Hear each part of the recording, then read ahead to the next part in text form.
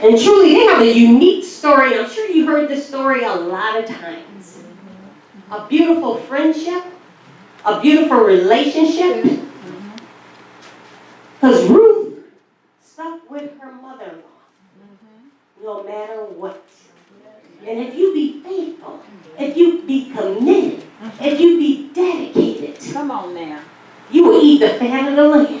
Yeah. You will be blessed beyond measures if you obey God's word. And I'm going to skip around a little bit, because there's quite a bit, and I'm going to narrow it down a little bit. And I know you had Psalms 9 and 10 as your scripture. And it says, and they that know thy name will put their trust in thee.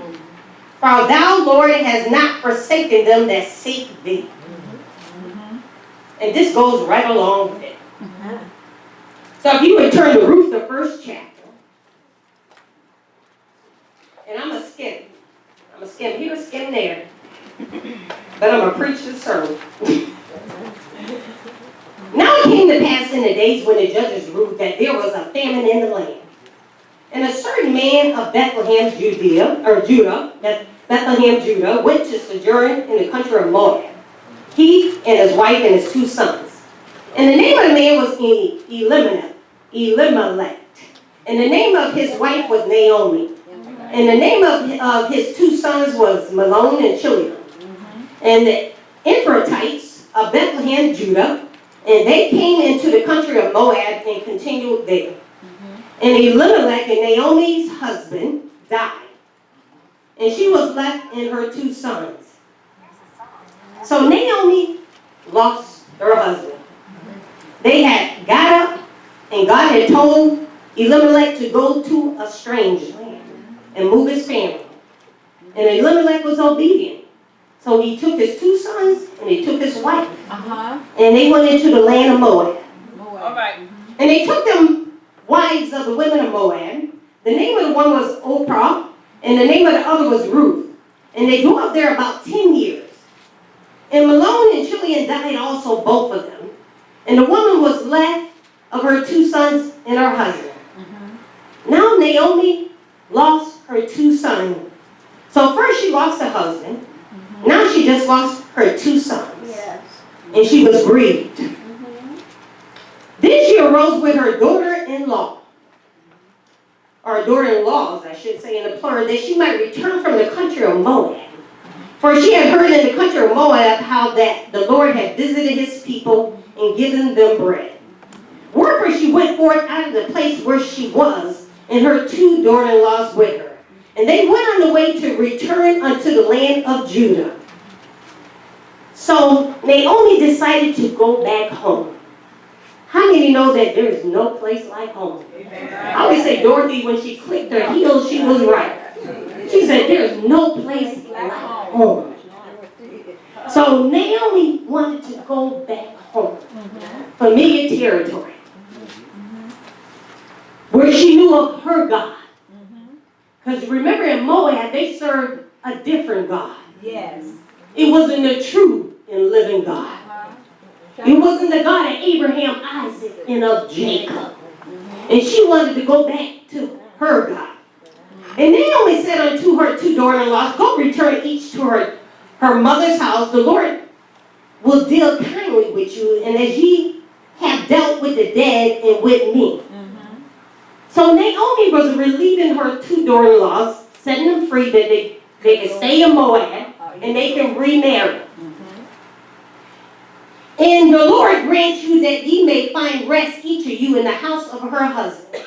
Then she kissed them, and they lifted up their voice and wept, because they had a good relationship with her. And they wept. They didn't want to leave her. And they said unto her, surely we will return with thee unto thy people.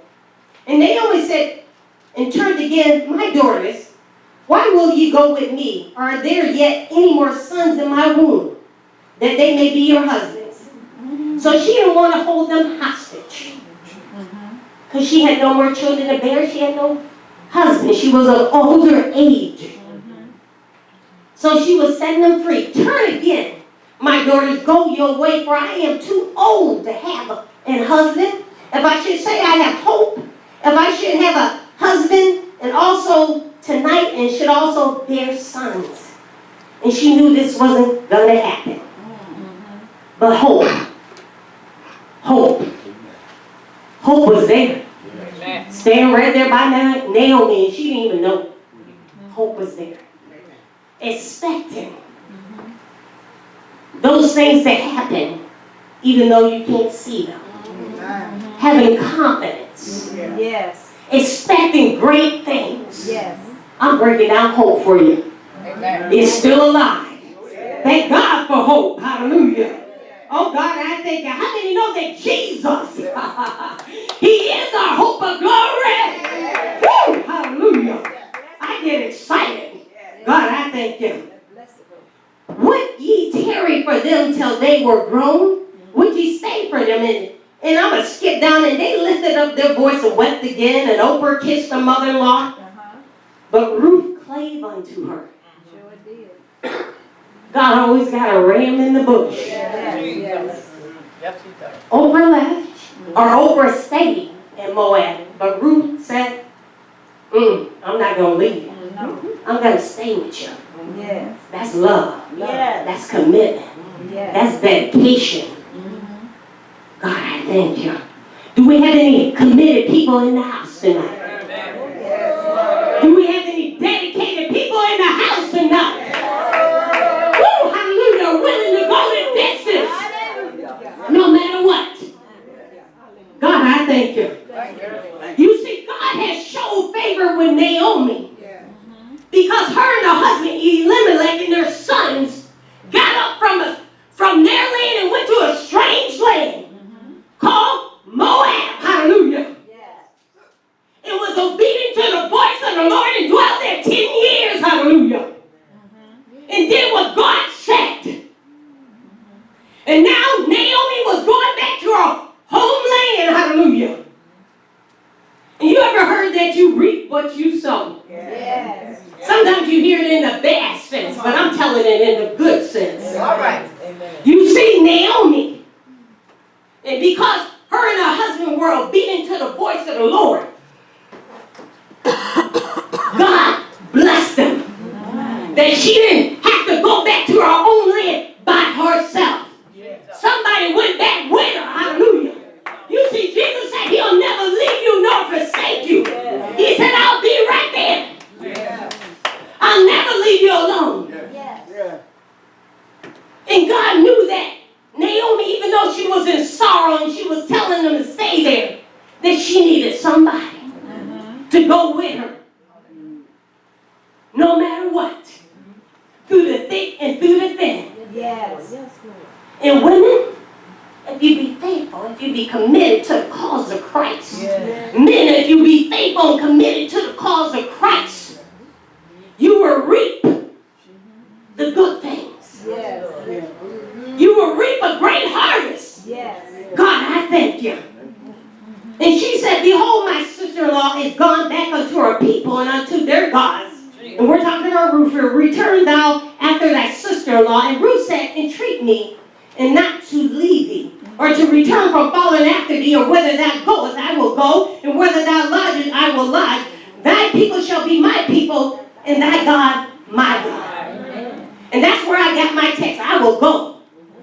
And thy people shall be my people. I will go, Lord. Send me, Lord. I will go. I'll go where you want me to go. I'll do what you want me to do. No matter what. And when the woman of God was up here and she was talking to the ministers that were just newly ordained. And she said, no matter what the bishop says, and he tells you to go, will you go? No matter what the situation is, will you go? Are you going to be obedient? Are you going to listen? Are you going to go? And if you hearken to the voice of the Lord, Come on now. God will bless you. Yes, it will. And sometimes things don't look like what they seem. Come on now. Sometimes things don't look like what they appear to be. Oh, God, I thank you. God, I thank you. you. Thank you.